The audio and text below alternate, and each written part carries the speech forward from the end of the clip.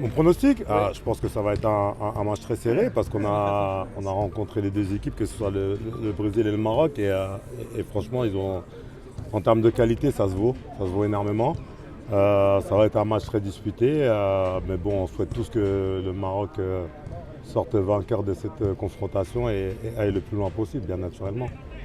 Bien sûr, vous avez de quoi, vous avez l'équipe pour pouvoir rêver, l'effectif pour pouvoir rêver. Vous avez aussi l'entraîneur qui est un très bon entraîneur pour pouvoir espérer à faire de belles choses pendant la Coupe du Monde.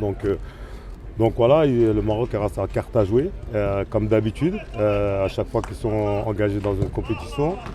J'espère qu'ils vont réussir à trouver leur rythme de croisière, leur niveau de jeu pour pouvoir faire de bons résultats à la Coupe du Monde.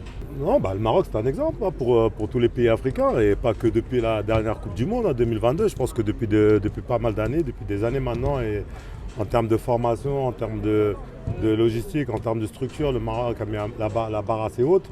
Donc beaucoup de pays s'inspirent un peu du travail qui est fait ici avec l'Académie Mohamed VI et surtout avec l'équipe nationale A.